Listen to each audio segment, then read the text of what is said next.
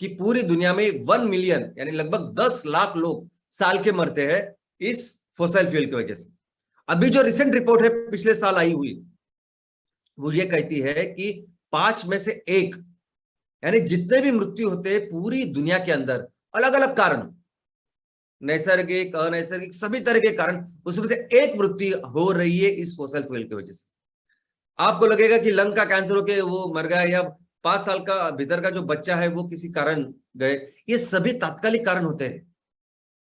इन सब के पीछे बहुत बड़ा हाथ है इस राक्षस का, इस फॉसिल फ्यूल का। और कोयला, ये हम लोग हमेशा जीवाश्म ईंधन की बात करते हैं, जहां भी देखो जीवाश्म ईंधन की बात होती है, लेकिन उसकी डिटेलिंग की ज्यादा बात नहीं होती दोस्तों। अभी इसमें आपको बताऊं मैं कि कोयला एक तरफ है, यानी सभी ईंधन एक तरफ और कोयला एक तरफ है। आपने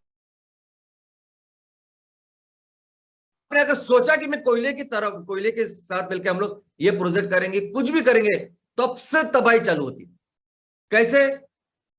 आप सोचो कि मुझे कोयला भी निकालना है, और 2 तरह के चीजें हैं। मैं बहुत डिटेल में इसको बताऊंगा आपको, क्योंकि आपको समझना जरूरी है। आने वाले दिनों में आप वो लोगों को कि ये सब चीजों को बदलने वाले, तो मैं डिटेल में बताऊंगा आपको। लेकिन आज संक्षिप्त में बता रहा हूं कि कोयला ओपन सरफेस से बहुत ज्यादा निकाला जाता है। ओपन सरफेस यानी क्या? पूरा जंगल बिंगल तोड़ के सब कुछ करके ओपनली, फिर जैसे आप देख सकते हैं पिक्चर में वैसे। और दूसरा ऐसा अंडरग्राउंड भी होता है यूरोप में, बाकी की जगह पे, लेकिन वो कम होता है। लेकिन ये दोनों में जैसे भी आपने उसको हाथ लगाया, और आपका ये बर्बादी, आपका मृत्यु का तांडव चालू होता है। डिटेल में देखेंगे हम लोग, आज नहीं, लेकिन डिटेल में देखेंगे किस तरह से कितने सारे लोग मरते हैं। जब आप कोयला निकालते हैं ना, आप सिर्फ कोयला नहीं निकालते, पूरी बर्बादी उससे निकालते हो। दोस्तों, ये कोयले का ट्रांसपोर्टेशन, पूरी दुनिया में इतना कोयला लगता है, इतने बड़े ट्रांसपोर्टेशन, आपने सभी ने कभी तो कभी जिंदगी में वो कोयले की भरी हुई ट्रेन देखी होगी। कभी कभी वो उस एक ट्रेन में 50, 60, 70 इतने बोगीज होते हैं, पूरे भरे हुए होते हैं कोयले से। मैक्सिमम टाइम में ये जो ट्रांसपोर्टेशन होता है रात की इसमें होता है, ताकि ज्यादा समझे ना। लेकिन कोई भी ट्रांसपोर्टेशन हो, ये ओपन उसमें रह के कितना ज्यादा बर्बादी करता है, ये भी हम लोग देखेंगे। चाहे वो इस ट्रेन से हो, चाहे वो समुद्र के जहाज से हो, किसी से भी।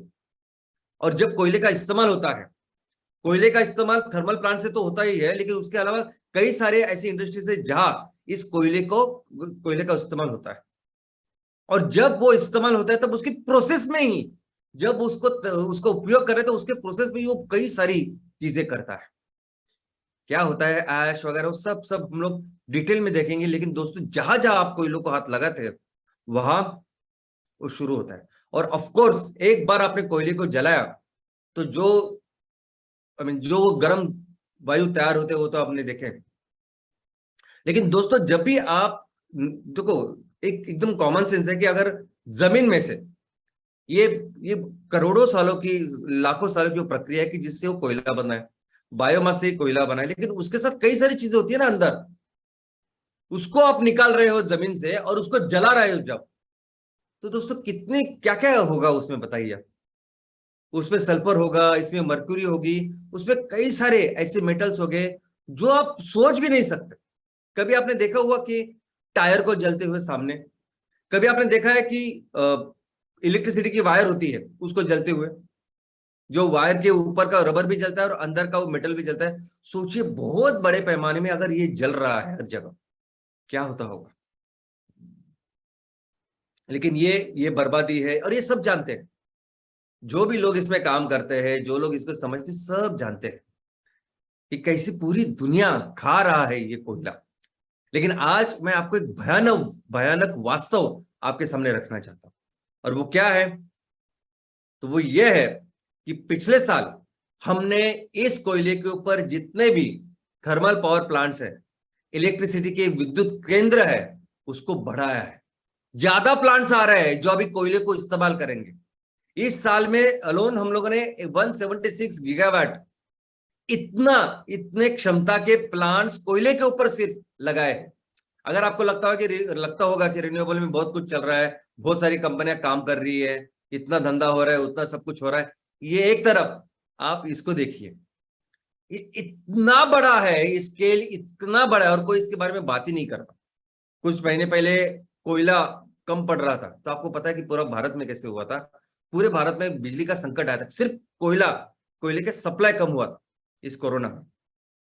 जब लोग नहीं गए थे, जब मजदूर वगैरह लगते हैं वो नहीं थे, तो कोयले के जैसी सप्लाई कम हुई तो पूरा बिजली का संकट हमारे देश पे भी था।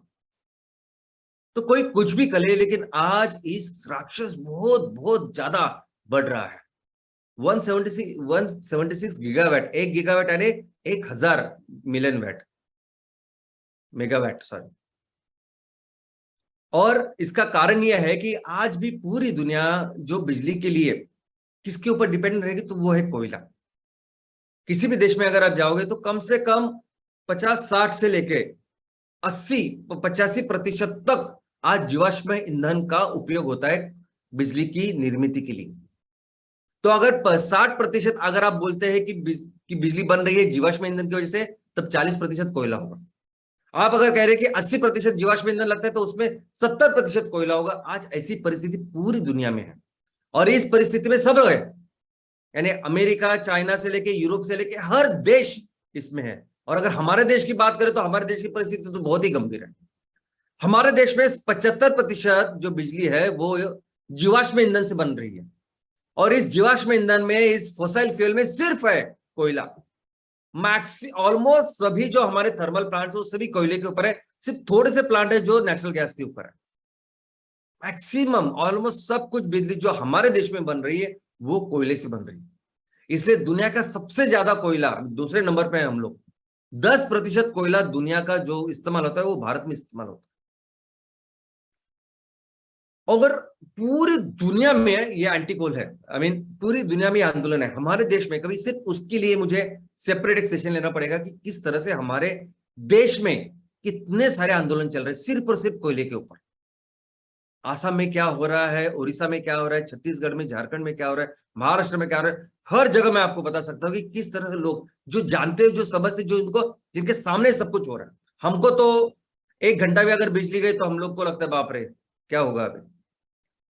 दिन में भी बिजली गई तो भी हम लोग सहन नहीं कर सकते आज ऐसी परिस्थिति। और तो एक जगह ऐसी परिस्थिति तो हम लोग बस कुछ देखते नहीं, लेकिन जिसकी वजह से आज बिजली बन रही है, ये बहुत बड़ा प्रॉब्लम, बहुत बड़ा संकट सबके सामने है। और ये कोल अगर आप देखोगे तो ये 2018 की फिगर है, क्योंकि 2021 के ऐसा चार्ट मुझे मिला नहीं। 2018 में हमने, भारत ने 36,000 मेगावाट से भी ज्यादा ऐसे प्लांट सिर्फ कोयले के ऊपर लगा। चाइना तो बहुत आगे है, हमसे 3-4 गुना है, जो इतना ज्यादा कोयले का इस्तेमाल करता है। लेकिन अगर इसमें देखोगे तो सभी है, जापान से लेके सभी देश इसमें है, जिनको जरूरत है आज इलेक्ट्रिसिटी की। और कोई कोई कोई दूसरा ऑप्शन ही नहीं है, मैं आपको बोलता हूं।